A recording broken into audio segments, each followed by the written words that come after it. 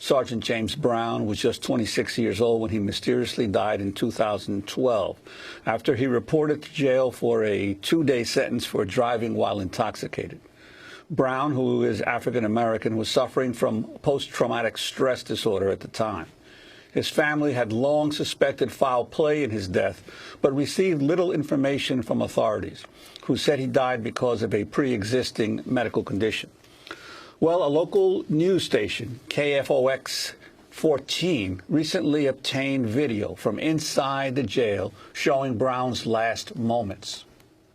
The video shows something happened which caused Brown to bleed in his cell.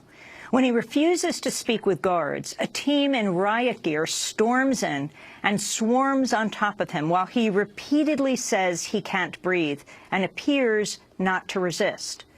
A warning to our audience. The following video is disturbing. I can't breathe. Dude, I can't breathe. Oh. Help me. Help me.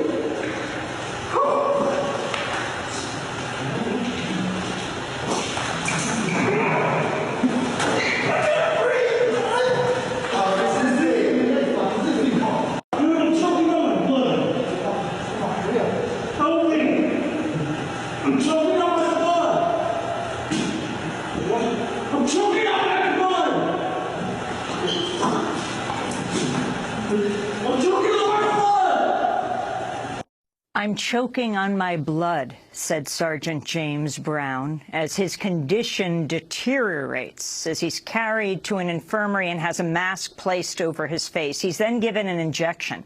He begs for water and is given half a Dixie cup as he heaves. Sgt Brown repeatedly states he's having severe trouble breathing. Now that's blocking too much air. That's over my nose and my mouth. Because you want to help my arm out of this? You need to calm down first. May I lay on the floor?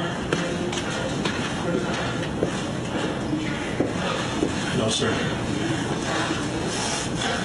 Or you're going to have to do one or the other to help my breathing. Please. That's all I ask. You gotta calm down a little bit first. I will. I just need the mask. Please.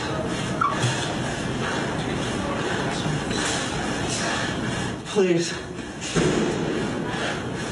Can't breathe. Can't relax.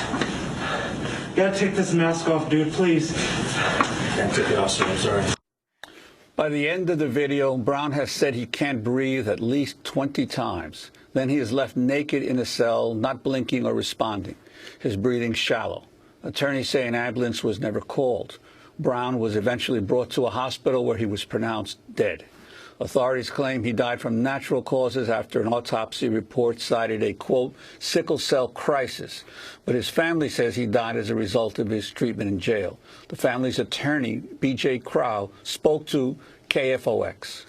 When a 26-year-old active military person checks into jail for a court-imposed sentence on a Friday and he leaves Sunday, in a casket, something went horribly wrong there. He was bleeding out the ears, the nose, the mouth, his kidneys shut down, his blood pressure dropped to a very dangerous level, and his liver shut down.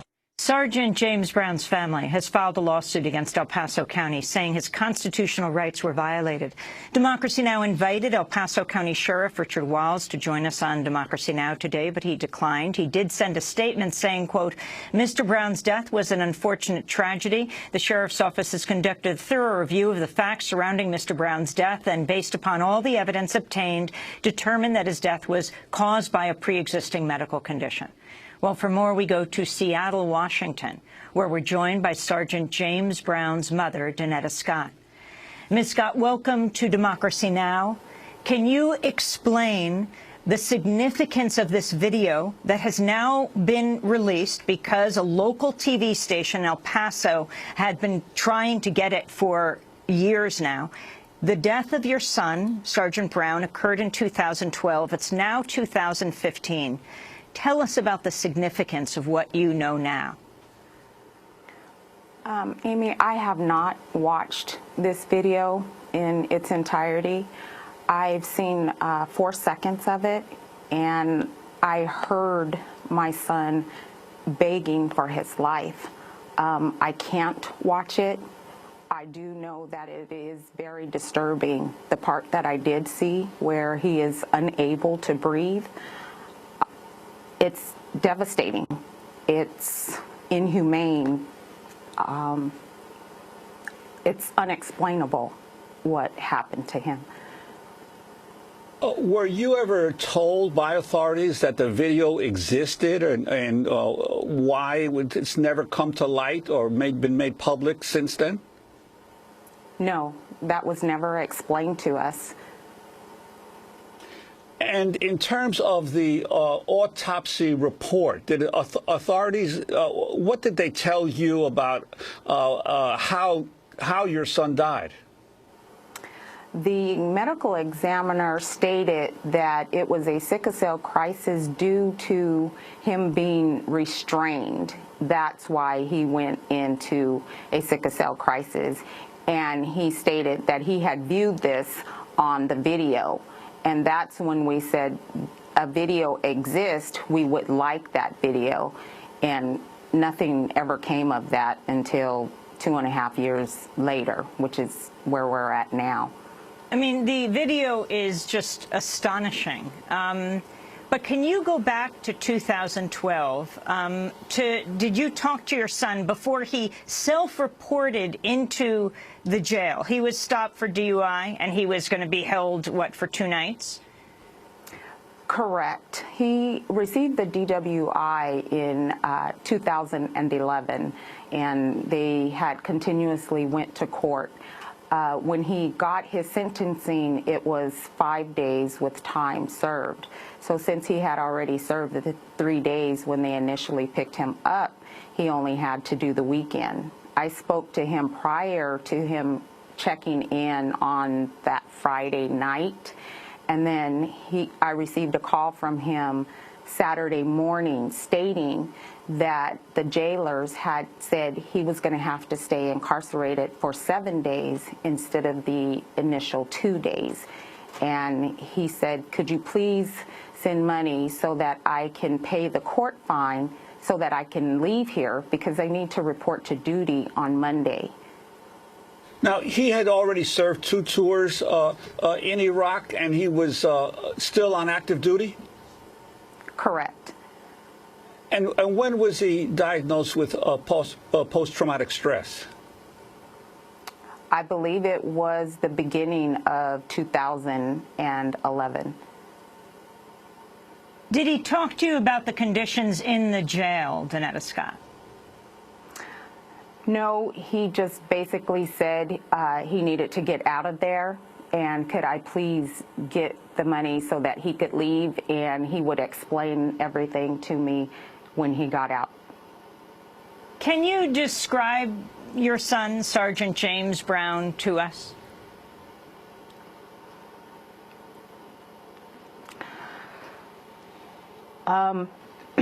Excuse me. He was a jokester. He was very confident, a natural-born leader, loyal to no fault, a loving person. Either you liked him or you didn't. He didn't really care what people thought of him. He just was a loving kind of guy, one of a kind. And I'm not saying that just because he's my son. He just was a genuine person. He didn't sugarcoat things, and he didn't lie to you. If you wanted to know the truth, that's the person that you would ask. And many of his friends said, you know, if you wanted somebody to have your back, you wanted James Brown to have your back. And the terrible irony of him coming back from serving his country twice in Iraq to end up in a cell, dead in a cell in El Paso, Texas.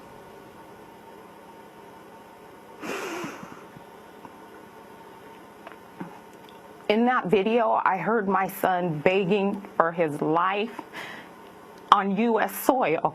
This was not his enemy that he was facing. This was a U.S. citizen that was treating him like he was an animal, and it should not be allowed.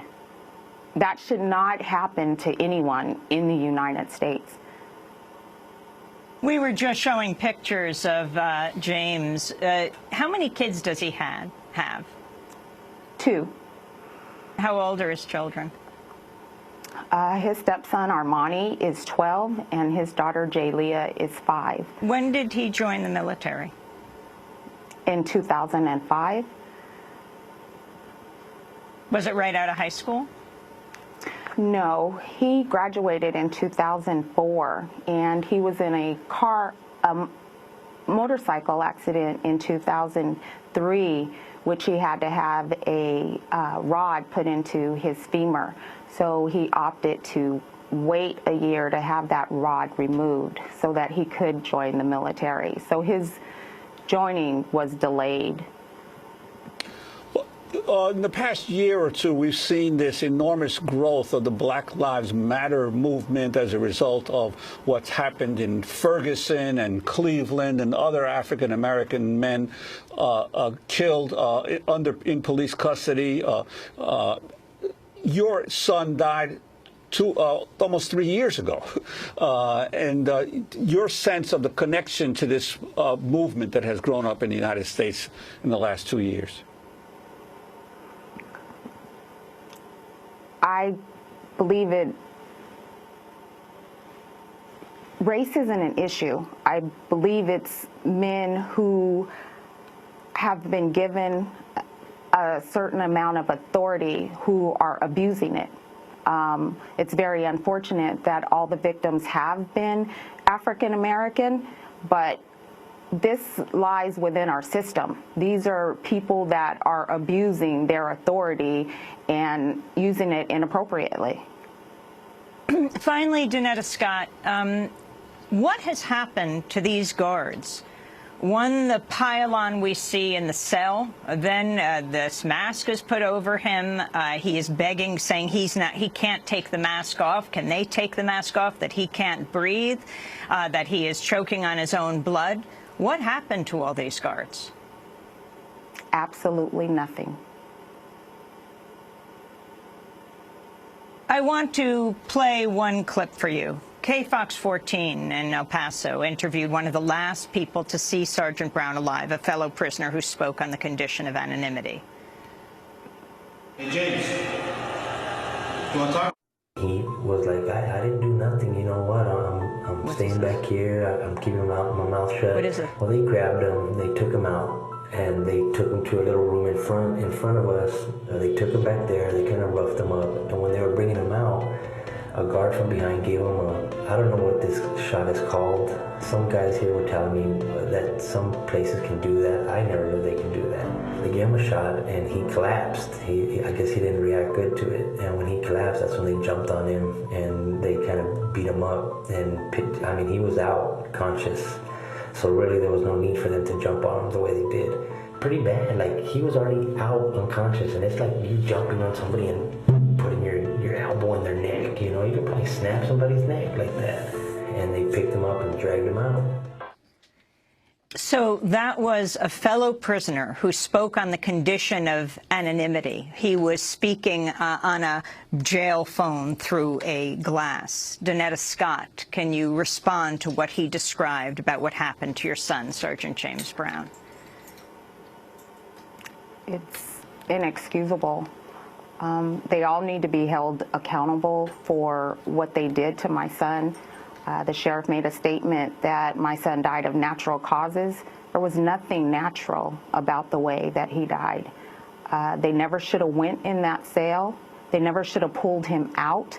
And if there was a problem, they should have contacted the military, or they should have contacted mental health, somebody that was able to deal with him instead of rushing him like that and attacking him and beating him when he's down and can't defend himself. It's unacceptable. What are you asking for in the lawsuit? I want change. I want policies and procedures put in place that will protect our soldiers when they are in public facilities, that the military step in and take accountability for their soldiers. These are men that they trained. They should never be put in the hands of civilians, because civilians live one life and soldiers live another life. And they need to be dealt with by soldiers. Policies need to be put in place for CID, that when an incident happens in a public facility, they need to go in and investigate